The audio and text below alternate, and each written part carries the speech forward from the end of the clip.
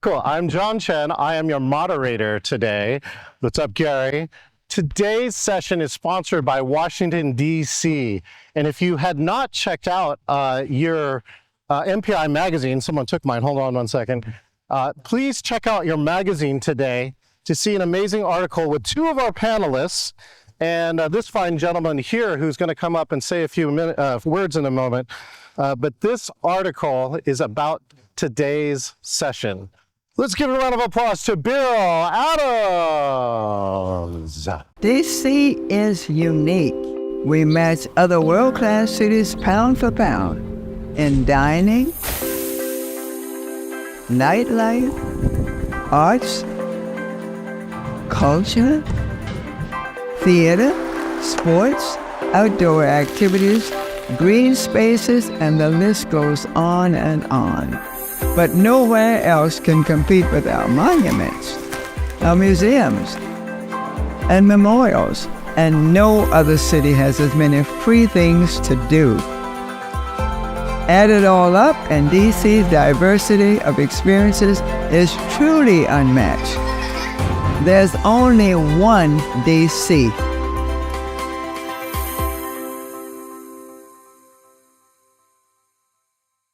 Thank you for the round of applause. I'll be packing you all up and taking you with me through life on a day-to-day basis, just applauding me as I walk through life. Thank you so much, John, for the introduction, and hopefully you guys enjoyed the video because it is true. DC, as many of you probably know if you've been to the city, is a very diverse city, not just in the people, but in the culture, in the buildings, you know, all of the museums and the architecture of the city. But then at Destination DC as well, the organization or the company that I represent, we thrive on DEI and diversity. While it's under attack, we're leaning in. Right, because we do our best to represent. Thank you. See, look how that works, man. I'm serious. I'm taking you guys with me, because you can't do it alone. None of us can do it alone, right? And we do it on a daily basis with enthusiasm. For all of those meeting planners who are here with us, I encourage you to take a look at DC, because not only are we diverse, we are a city that's ever changing. Right. We look at our city as sort of twofold. There's Washington, D.C., certainly the house of the federal government where the federal government sits. But there's also the District of Columbia where I live, where people live, where we raise our families, where we enjoy all of the green spaces that DC has to offer. So as planners, you certainly will avail your attendees to all that DC has to offer. So when it comes time for you to bring your event to Washington, DC, please feel free to reach out to myself or anybody on the team, and we'd certainly be happy to welcome you. Also, I'd be remiss if we didn't note that as leaders of Meeting Professionals International, we pause for a moment to respectfully acknowledge that we've gathered on lands that have long been cared for by indigenous peoples. Here in St. Louis, we especially honor the ancestral lands of the Osage Nation and the Illini Confederacy. I practiced that, the Illini. I was going to say Illini, that would have been totally wrong. Confederacy and many other Native communities who call this region home. We recognize their enduring relationship to the land and offer gratitude for their stewardship, past and present. And with that, enjoy the program, and I turn it back over to John. Put your hands in the air for John Chen. Let's go!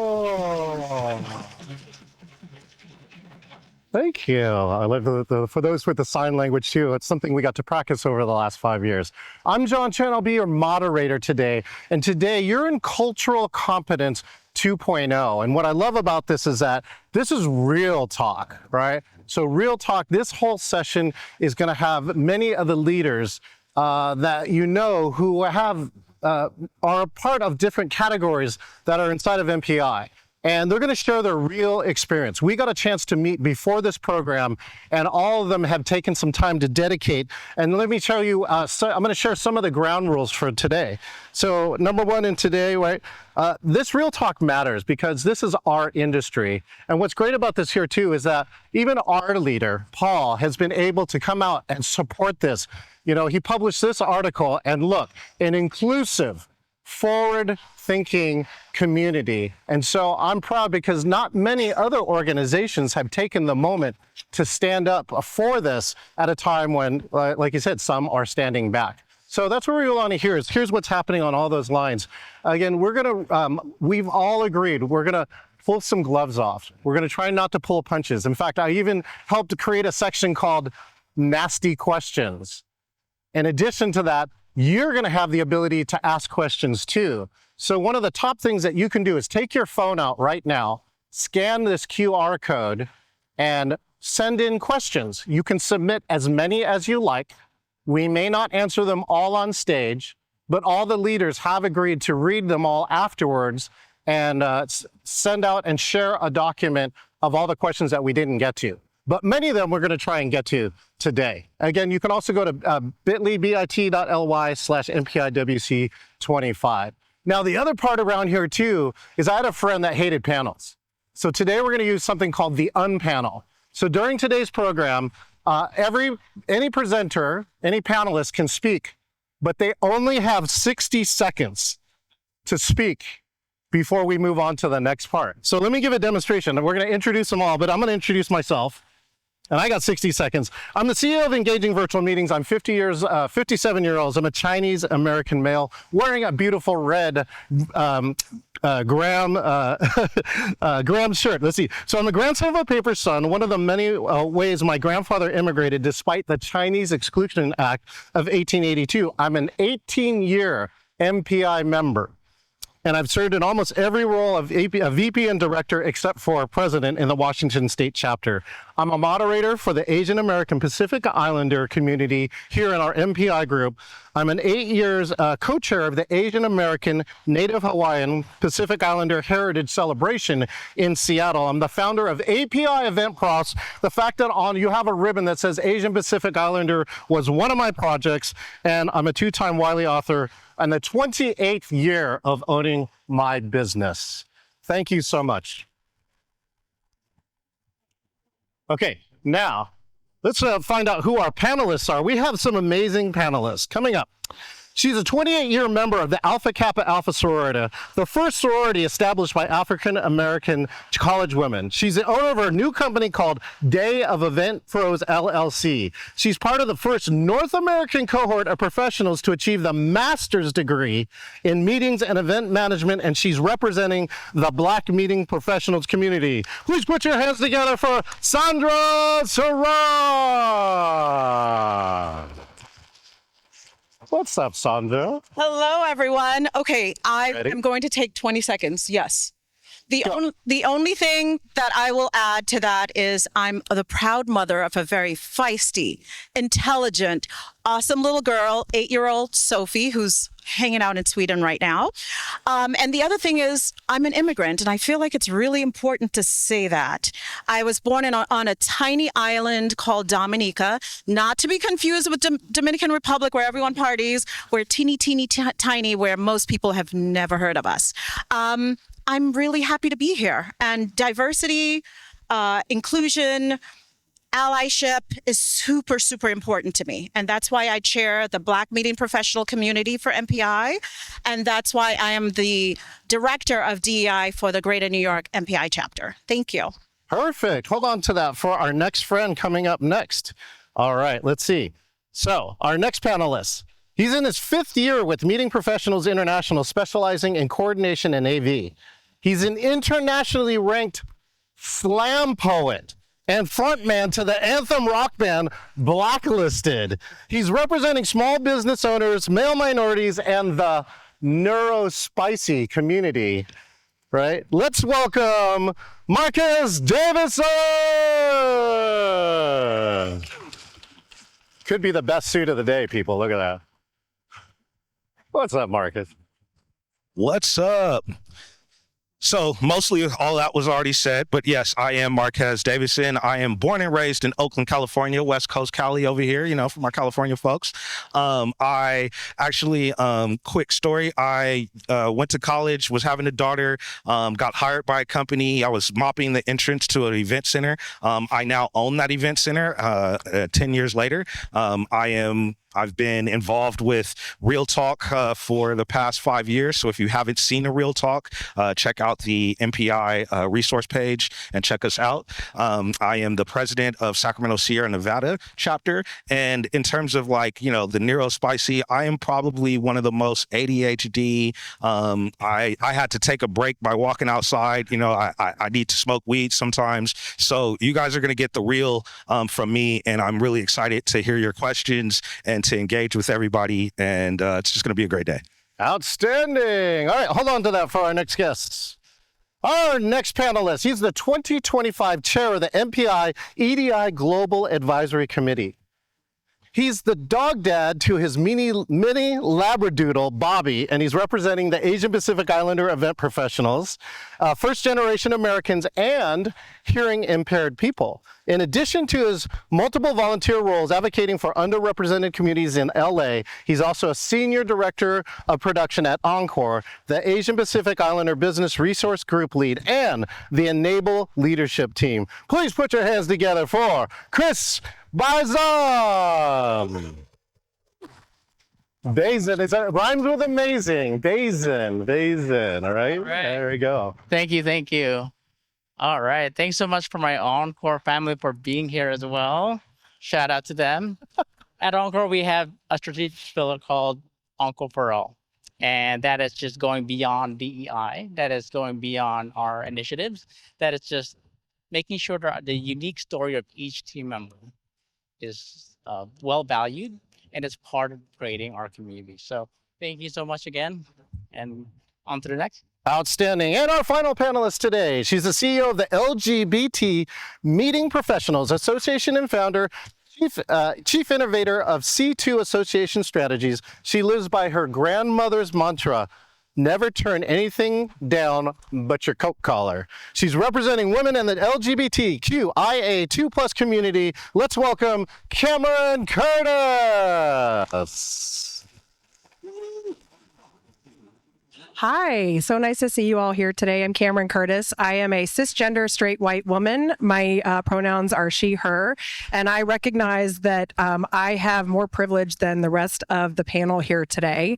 I have a degree in opera, vocal performance. I only sing late night now after a lot of tequila. I have people here who can attest to that. But allyship is obviously very important to me. I think especially now as people are pulling away from diversity, equity, inclusion, and belonging, I think it's it's crucial for us all to lean in. And so I applaud MPI for having this session today and for including all of us and being representative of the global events industry. Outstanding. Thank you, Cameron. And Cameron says, I like the attention, so I'm going to hold on to the mic. Yes, it's the opera degree. I'm a Leo. I like to be the center of attention.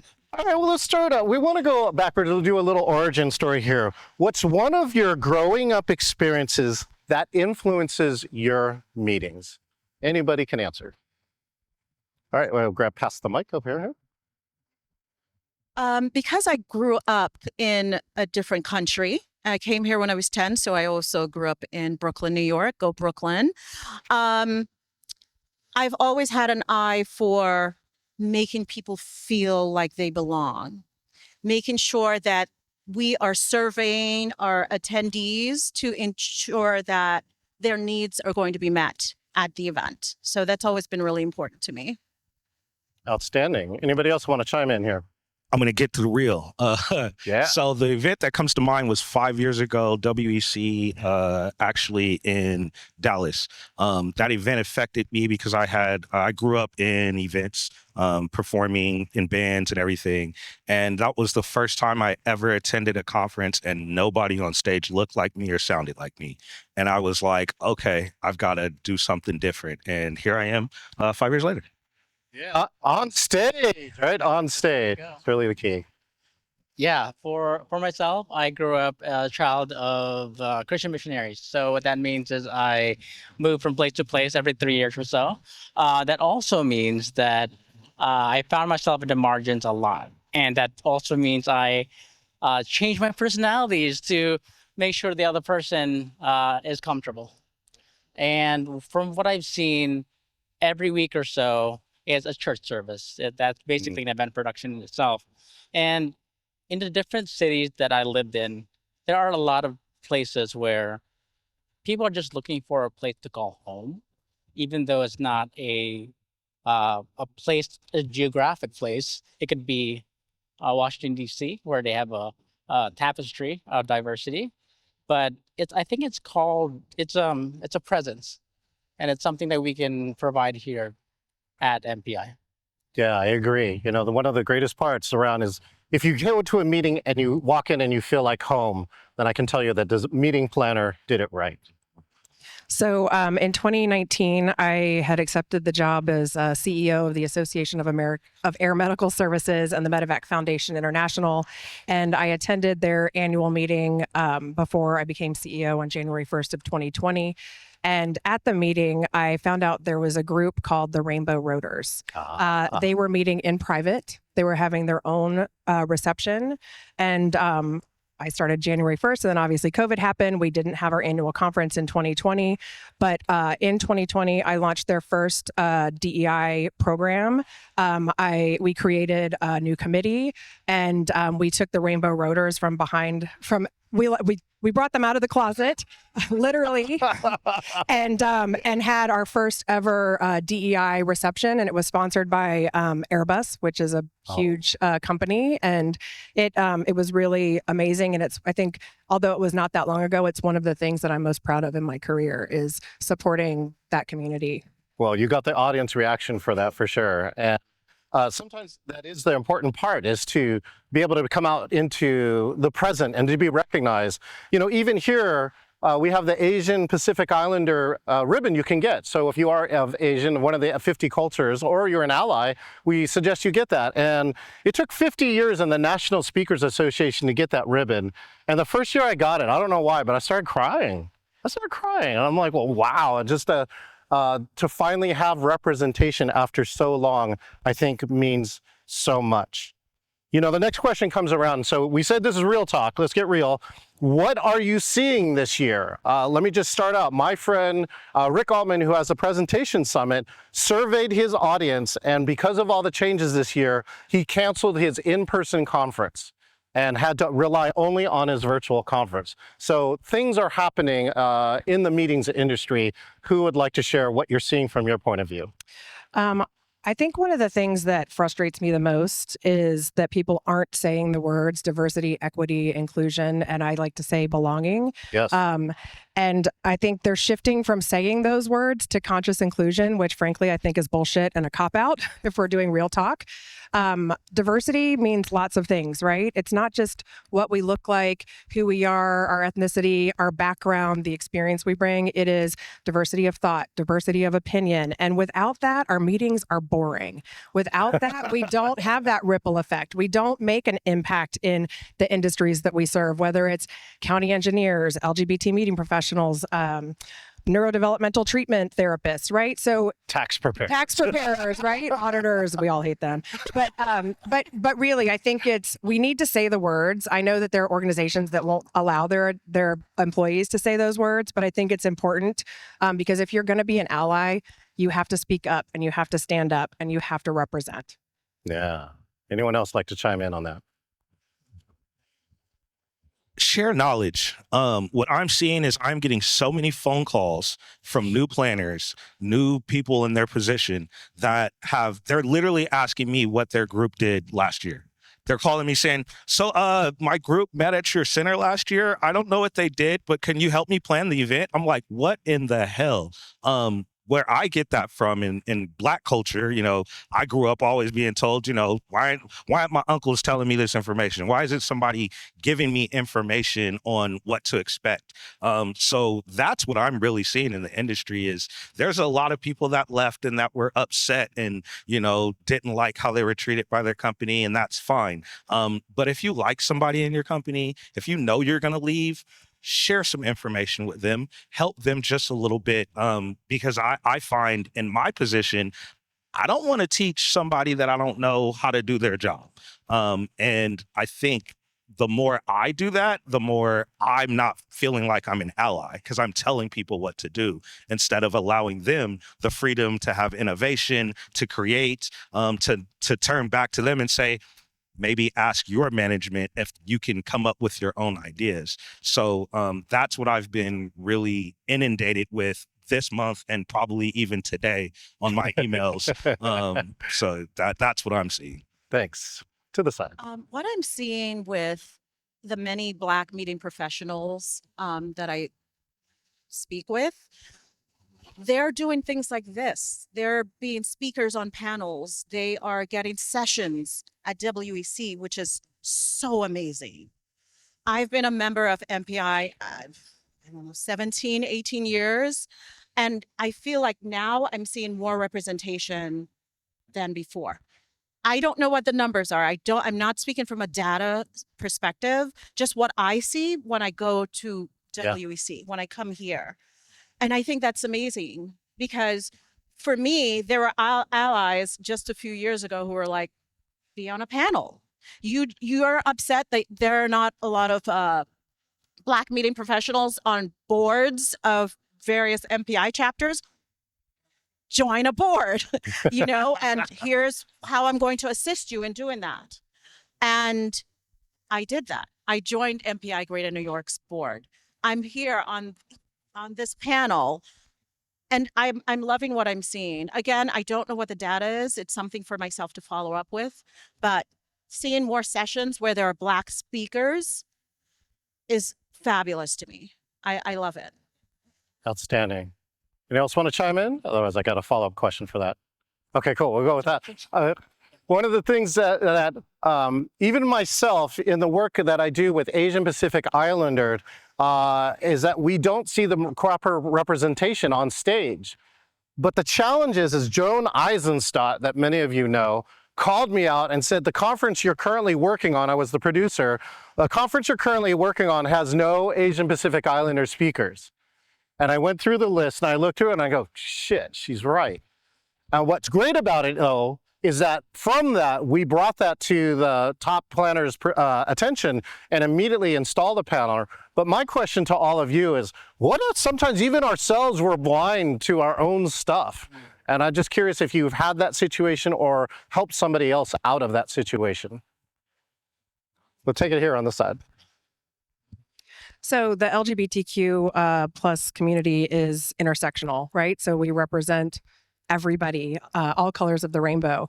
And I think one of the challenges is that you want to have panels that are diverse, but you also want to avoid tokenism, right? You don't want to say, I'm going to put you on the panel because I need an Asian Pacific Islander. So I think it's having the conversation, getting people to engage, asking them if they're willing to speak, if they're interested in being on panels, right? Do it that way. Don't go out and point to somebody and say, I need to fill this spot on this panel. Can you do it? Find another way to engage people to get them to speak on your panels, but also pay attention to the content. Like, great for MPI for doing this real talk session where we can talk about allyship and diversity, right? They're doing a lot of sessions like that here. When you're talking about diversity, you can't have a panel of all white people, right? And you can't have a panel of all straight people. Like, you really want to represent the community that we all live in. Outstanding. Anyone else? Yeah, I want to tie into that last question where I'm seeing a trend in intentionality. And what that is to me is a lot of our planners come to me and ask me, what can I do to be more inclusive? And I just share with them that what I identify with and what I can offer, and that just have those people as part of your planning journey instead of acting as if or acting as if you're in their shoes. And authenticity. I'm seeing a lot of leaders act with authenticity, not masking anymore. Oh, this is my corporate mask. This is my corporate face. No, a lot of leaders are very much speaking with authenticity and leading quietly but consistently. Excellent. Thank you, Chris. Anyone else want to chime in on this question? Okay, cool. And by the way, speaking of questions, right, I want to see your questions. I got here, I'm looking at them. I'm not sure if anybody's submitted yet, but I would love to have one of your questions on here. Let's at least go a little on the happy side, right? What's the best thing that you've seen in the events industry this year? Here, I'll share. There was an API event in May led by NACE leader Kay Kim, And it had all API entertainment, API food, API speaker, and the hotel is the W Hotel in Seattle, and they let us know that 20% of their business is API, including API weddings, and their chef had learned to specialize in that to bring authentic food. So that's one of the best things I've seen this year. Anybody else have something on the best side? I'm gonna speak to my chapter. My chapter this year invited over 50 students to one event. And we had a roundtable with professionals of all sects of the industry. So from hoteliers to CVBs to small businesses to independent planners. And since I had been in MPI, that was the first time I saw really engagement with the emerging professionals on that level. And I'm hoping that's going to be a new trend to see more and more of that information sharing. Outstanding. Thank you. Okay. This is kind of odd, but meetings and events is an industry where everyone thinks they can do it. Everyone who has done a party in their mama's basement thinks they can plan an upscale party, a great large meeting, a multi-day conference. Everyone thinks they can do it. And then you get on Instagram and TikTok and you see some events that just completely tanked because that planner did not have the experience behind him or behind her. The Bridgerton ball last year, where like it looked like this, like, you know, just walls and gray chairs, and it didn't have food and anything. There was nothing Bridgerton about it, right? That completely, like the Fire Festival of many years ago, it was like Bridgerton Ball last year was similar to that. Or the Book Fest that took place, was it in Baltimore a few months ago? Because it didn't have the experience behind it. So what I'm saying is that I enjoy that people are realizing that this is a skill. It is something that you have to learn, that you have to study, that you have to strategize around your meetings and events. And I actually had someone contact me through Instagram and just said, you know, more of a mentorship, not as an ally, but, you know, to mentor her through her growing her knowledge about the industry so that in many years from now, she can start her business, as opposed to, I want to be an event planner. I'm going to start my business tomorrow. So that's something that I'm seeing, and I'm realizing that people are really giving the industry the kudos that it deserves. Outstanding. I think Cameron has one over here. I put some respect on Marty says respect. I think for me, the best thing I've seen is started with a bit of a tragedy because I'm based in downtown Los Angeles. This year we've been through it in more ways than one, and I live 3 blocks away from downtown City Hall. And we started off with the fires, and what that showed me was the resilience of the citizens of Los Angeles, but also the hospitality and travel community that stepped up to make sure that our people are safe. They're provided for. We had so many 10,000 room nights that was donated by Hilton, and so much more vendors that were just donating their man hours and their vehicle just so we could have donation items and relief goods. And it's the community that shows up, because Los Angeles, I think people think that we're all fake or we're all surface level. And just to see people show up for each other, I think that's the biggest thing for me that touched my heart. Thank you, Chris. Oh, yeah. Hospitality, right? Bring people together.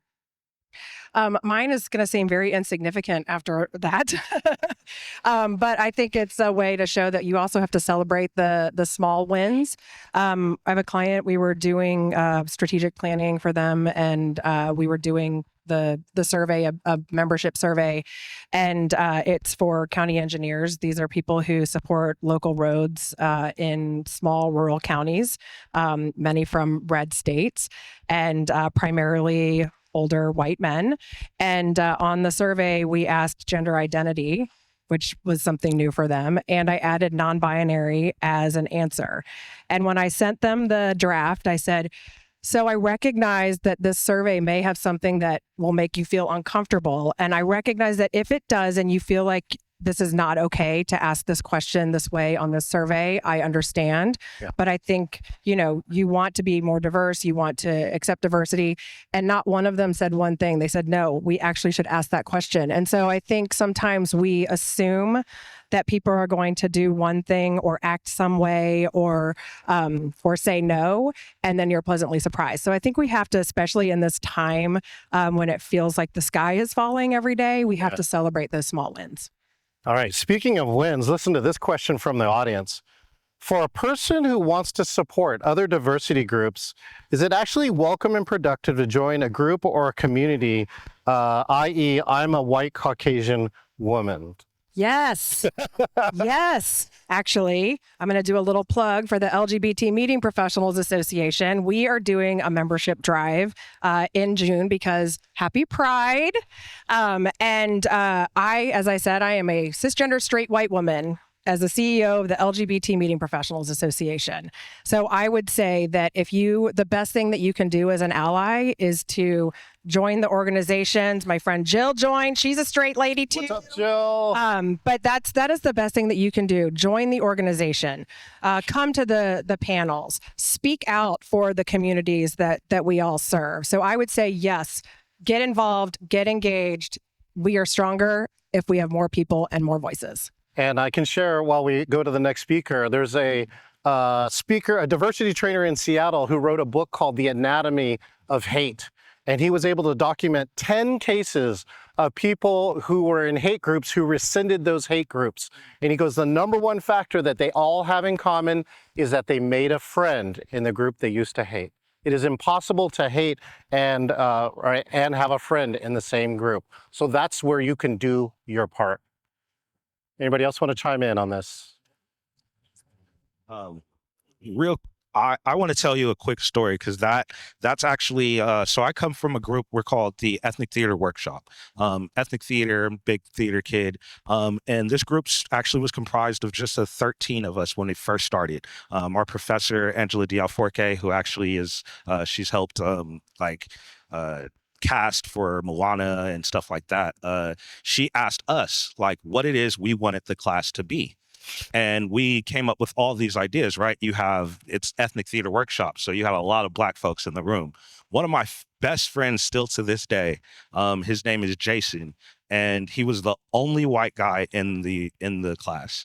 And he sung opera and he didn't quite feel comfortable saying it, but he came up to me and he said, so I'm the minority in the room, right? And I was like, yeah, you are. And so he was like, well, in equality, can I speak up? Because there's a lot of choices you guys are making that actually exclude me. And still to this day, I travel a lot, I speak a lot, talk about EDI, talk about belonging. Most of the time, I don't talk to Black folks that look like me. Most of the time, I'm talking to other people that don't look like me and explaining to them why we need allies like them in my community, because I needed Jason to check me. I needed Jason to say, hey, I'm Irish. What are we representing from my culture? And I was like, for those that are Irish in the room, if you read your constitution, they were the first, you know what I mean? Niggas, but Irish came first and they got treated way terrible, right? And understanding that was new for me. And it gave me a whole new perspective on how I need to walk and how I need to walk with other allies. So I would say definitely join. Every voice is definitely needed in any group. Yeah. Not going to use the N-word. I feel like We said we're going to get real, people, all right? the dead and slap me. I think as I said, I'm chair of the Black Meeting Professionals community for MPI. Join. The thing is, as an ally, it's really important. Allyship, I used to confuse allyship and mentorship. Mentor, the person is kind of helping you navigate certain things through your career, but an ally, they're speaking about you in a positive when you're not in the room. They are speaking for you. They're helping and assisting you. It's active. It's something very active, allyship. Join the group. Join BMP. but there's no need to be the savior. Contribute, but don't come in riding on the horse to save that group. It's important to contribute, say what you have to say, as his friend did, but you don't have to be the standout that then take on this group. The Black media professional community doesn't need an old white guy to be the chair necessarily of that group. You know what I mean? But that same person can be the biggest supporter and can also be able to say his say at the meetings and on our page and in our WhatsApp group. But there's no need to be that savior, but just contribute. And it's important. Yes, join.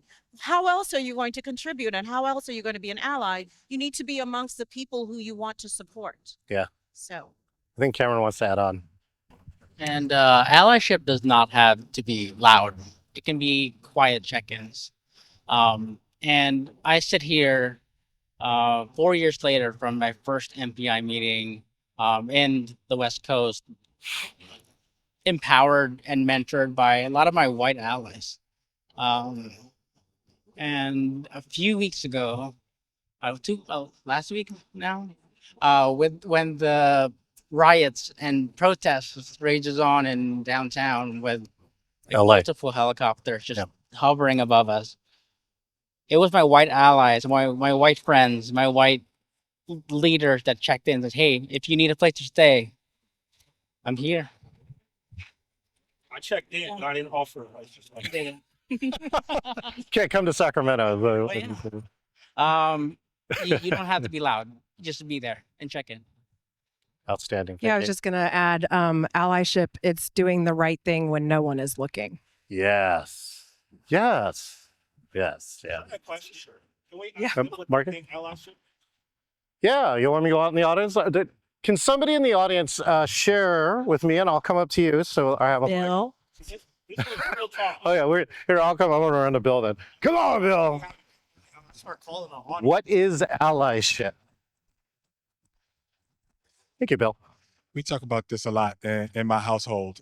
So from my perspective, allyship is someone who understands their problem, understands that problem will likely never affect them, whether they do something or do nothing, and they choose to do something, which inherently puts them at risk, because history has shown when you're an ally, you may as well be of that community, because usually the punishment is even sometimes harder on you because you're seen as a traitor and that kind of thing. Just my perspective, but kind of what we've come to in my household.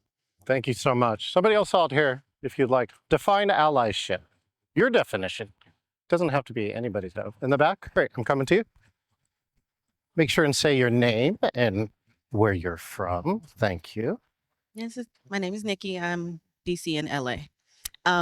I agree 100% with what Bill said. Plus, I'll add that allyship is being an ally even when you're tired. I see in a lot of situations, it's like cool to be an ally. And it's like, yeah. And then as soon as it gets hard or it gets tough, or if you've had the same conversation 10 times and it's like, I'm tired of this, then you don't want to be an ally anymore. And you step back and you shrink and you step away and you leave the person who you were being an ally for alone on that island. That's not real allyship. So it's doing it when you're tired, when you are receiving the treatment that the person you're being an ally for is receiving and you don't like it and you see how that feels, it's still standing up and it's still being there and supporting that group of people or that person, even when it's hard and tough for you. Oh, amazing. Thank you so much for that. You know, this led me a little early to this, but we actually developed a set of questions called nasty questions. And this ally question, I think, has to come up at this time. Have you ever regretted being an ally? Oh, Cameron's like, I got Never. it. Oh. Never. No, Okay. Never. Pass the mic. I definitely have. Say a little more if you can. Was during, like, earlier in my career, my daughter suffers from the same thing, like speaking up for others, and that's part of allyship, speaking up for others and being there and creating a space where they're safe.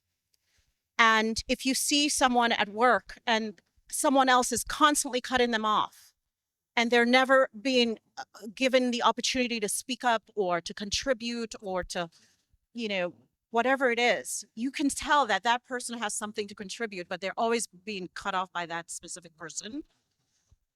I've experienced that many times, but twice in my career, I've spoken up for that person. I've been that ally, and then I get that huge treatment, and I'm the one suffering, and that person doesn't back me up for backing them up. No. And I'm on the chopping block, and I don't get that support. Yeah. I've been fired once for it, and then super downgrade from my job for the second time. So it's at that point where now I have to survey big time before I say something, before I help that person, before I become their ally. Because I want to make sure that person, if I'm on the chopping block, will support me. And that's not necessarily the best way to be someone's ally, but it's something I'm working through. Thank you for that. I have one. Mine comes from the poetry community. So being a slam poet, you become kind of a defunct mentor. And there was a gentleman in my community that moved in and said, he wanted to help youth and he wanted to do poetry. And we supported him. And I became his ally in the community because he was a white male that was kind of coming in from out of town, Stockton to be exact, in the Sacramento.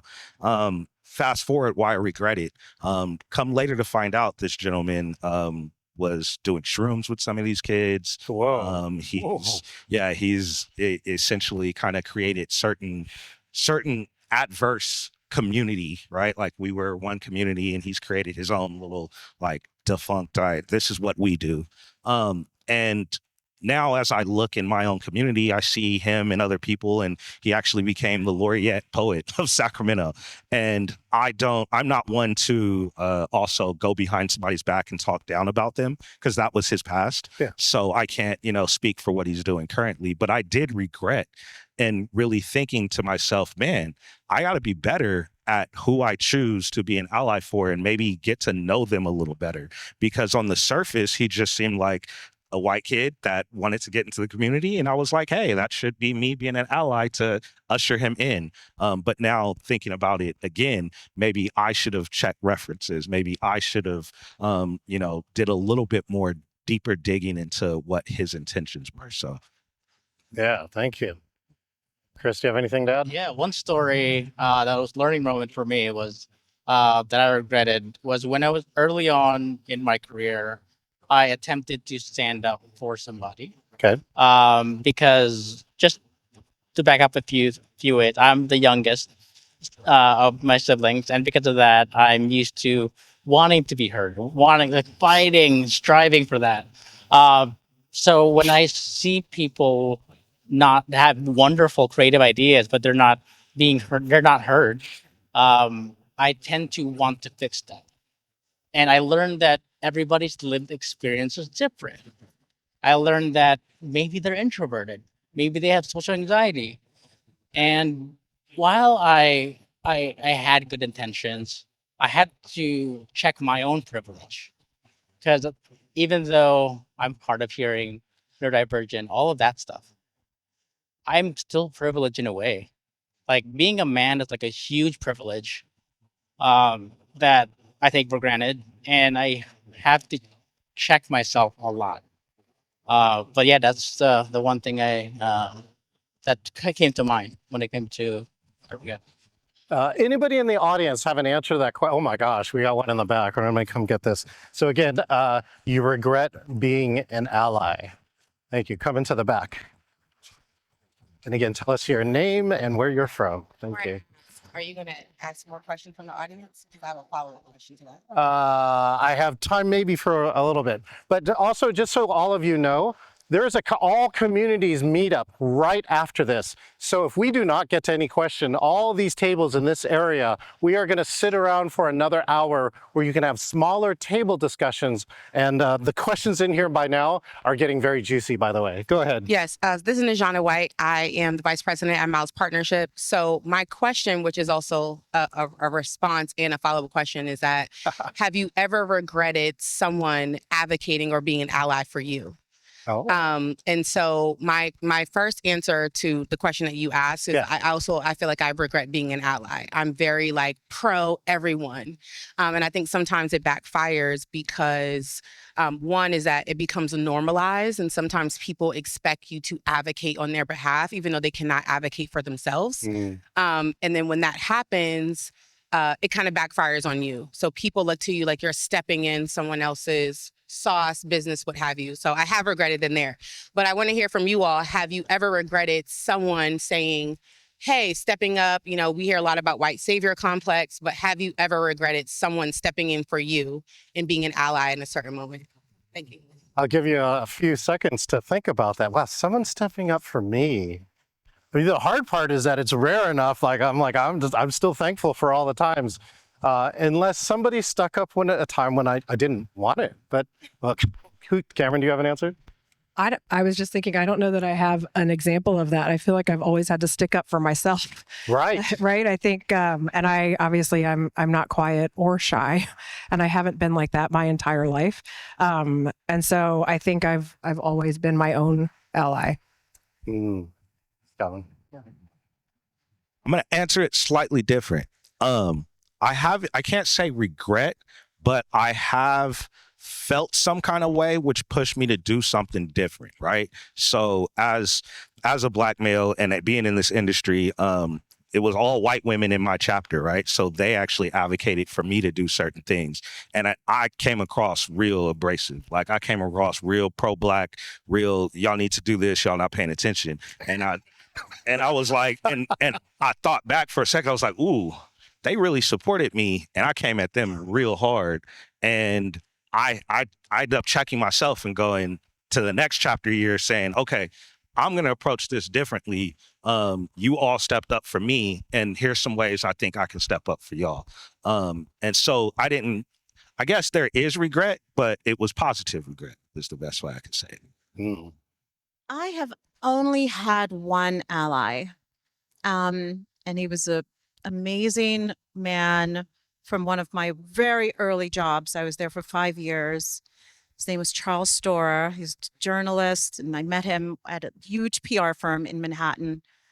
I was a receptionist at the job, and by my 5 years there, I was associate executive. Like he pushed and advocated for me and was in rooms because he was a senior executive.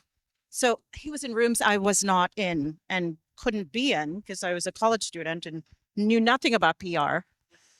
And he also helped me get into the events world from my PR days. Couldn't regret him being my ally, but he has been my only one. But to Chris's point, maybe I've had allies who were just did it quietly because I've achieved a lot. And I feel like I've done it all on my own and with my friends and family pushing me along.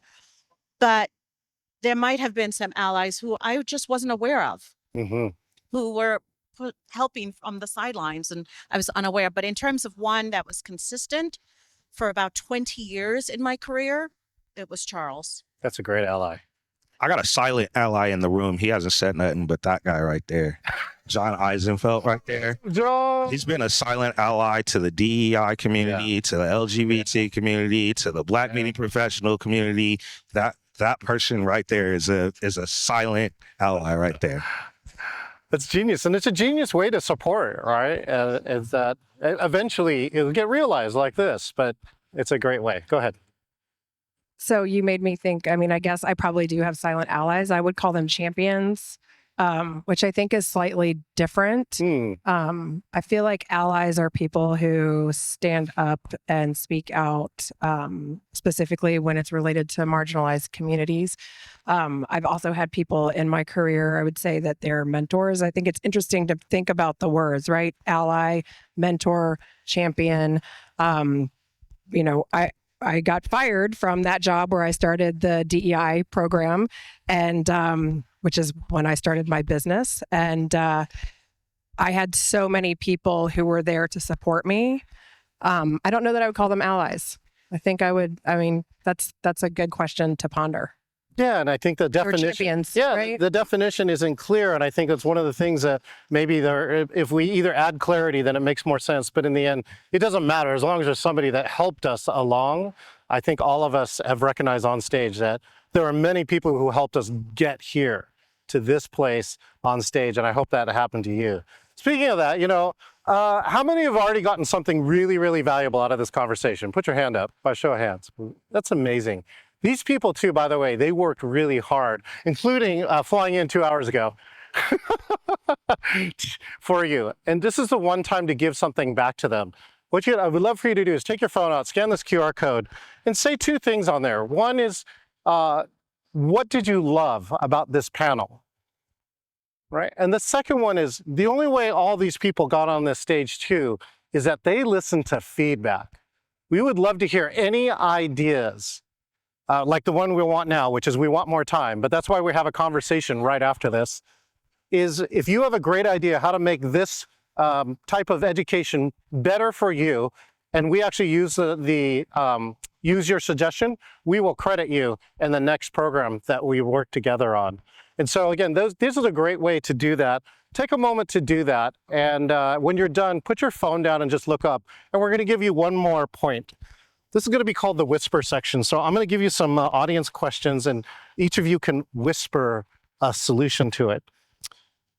How do you incorporate EDI into your work environment when your company messaging takes a turn to eliminating DEI efforts? Deep breath, far side. I mean, that's hard, right? Because if it's the leadership in your company who is they're making that decision, I think you are then stuck with a difficult choice of, is that the right place for you based on your ethics and morals? I think we are starting to see organizations come back to saying diversity, equity, and inclusion when they were very quick to take those words away. But I would say you can be that ally within your organization, even though they're removing those words. Thank you. Go ahead. And I can echo that.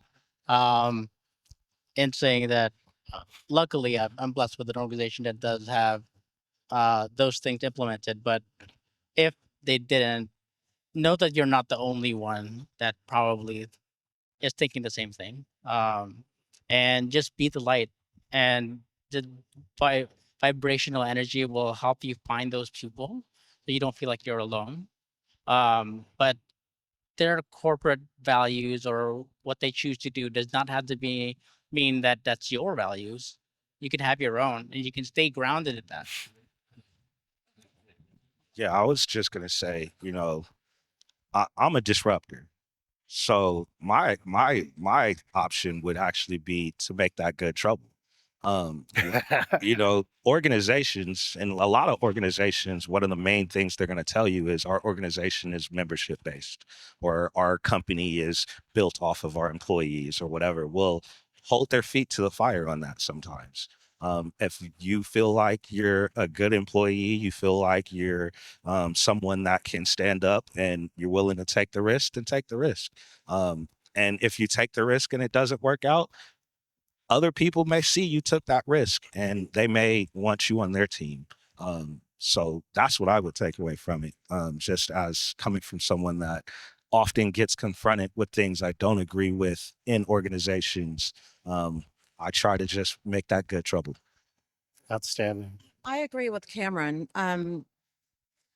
Sometimes if it's the leadership, it's hard to work around that. You can silently try to advocate, but sometimes it's really just leaving and going where their thought process and belief system align with yours. Outstanding. All right.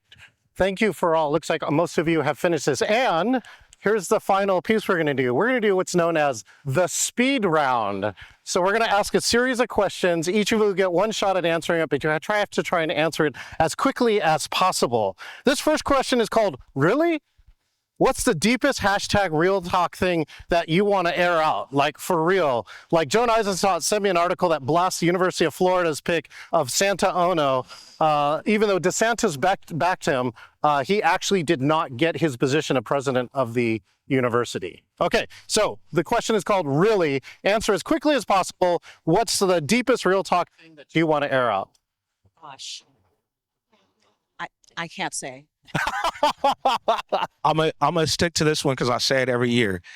WEC and conference food, the shit be gross, dry ass chicken. They keep doing it. Like, you know what I'm saying? We are event professionals, right? Like, we got caterers, we got real people, and I don't know why we keep serving this dry ass food. And I didn't even eat the lunch today, so I don't even know if it was good or not. So I can't say today, but in the past, I'm gonna air it out every time. And I tell Paul to his face, so it's not good. Wow. For me, it's have more breaks in between meetings. I can't go back to back to back to back. Oh, I need a amen. bio break or a relaxation break, or I can't just go, be all that. Amen. Say the words diversity, equity, inclusion, and belonging Yes. all the time, every day. And I do want to point out, all of you as MPI members now and in leaders will have opportunity to have access to EDI training that Chris, many others, and Jenny Ng, who is up for an MPI Rise Award, put out. And so watch for that training. Thank you so much for that. What? Well, go ahead. Oh, she's got it now. She's got it. Here it comes. No, I love goats and I love animals, but the goat yoga at events, I'm not for. I'm so sorry. And the puppies in the relief area, the puppies should be home with their moms and dads. I can't do it. I can't do the animals at the events. Oh, you can keep the mic here. Maybe this is an easy one. All right. What's a little thing that brings Puppies, some of them don't have mom and dads. And so they bring them here so that they can potentially get adopted by moms and dads. You can fly home with them on the plane. Okay, here we go. What's a little thing that brings you joy? Can I say alcohol? Sure. That brings a lot of us. No. Team alcohol right there. Friends with cocktails. Oh, okay, good. A water fountain, like I've been walking all over it. I'm so parched. So yeah, a water fountain. He had to create his own river here, by the way. I appreciate friends that tell me where the nearest dispensary is when I go to their city. I appreciate that. And homeless folks that know where the cheapest alcohol is. Like, those are my two. Yeah, unhoused where the cheap alcohol is, and yeah. This fan. I'm going This to fan. reception with him. This fan. I just need a pretty one, but Oh. this fan, absolutely, I need it this week. But also my Yes. friends and family. I'm the youngest of 5, and I just have a really awesome family and friend group, and I feel really blessed to have them. And my daughter, of course, is part of that. She's amazing. So hold on to that. That's a follow-up question. What do you say to your loved ones? What, get out of my face? No, what do I say to my loved ones? I love to travel. Travel is my love language. So it's always like, I'm going here. I give everyone all the details of where we're going. My little one has been traveling since she was 5 months, and I'm a single mom, so it's just she and I, and we're rolling. So I tell them we're going, and here's the information. What you tell your loved ones? I tell my loved ones the plot and the plan and the scheme. I do. I talk to my brothers, my sisters, my partners, whoever. I'd say, hey, I'm going and I'm trying to do this. And usually they'll say, hey, that sounds good. Or maybe you should try this too. And maybe you should wear this, things like that. But I give my hustle to my closest and truest. And, when it succeeds, they're there to celebrate with me. And if it isn't, they're there to hug me when I'm ready to cry. Oh, Yeah, I do this because 20 years ago I needed someone like me, and if I don't do it, there are a few people that can't. So I needed someone like, that's all. Yeah. I think that's good. I'm very lucky. I have two amazing parents who have supported me my entire life. And they follow me on LinkedIn, or they lurk on LinkedIn. And they're always saying, we saw that you were commenting in an article for the LGBTQ plus community. We see that you're doing this and doing that. And I think they are my biggest allies and biggest champions. And I think the fact that my little brother, who we used to hide at the top of the stairs and try to make the other one fall down the stairs, always says to my dad that he thinks I'm going to take over the world. And I feel like I must be doing something right if a kid who hated me when we were little now thinks that. Outstanding. Hey, everyone, please give it up for this MPI Real Talk panel today.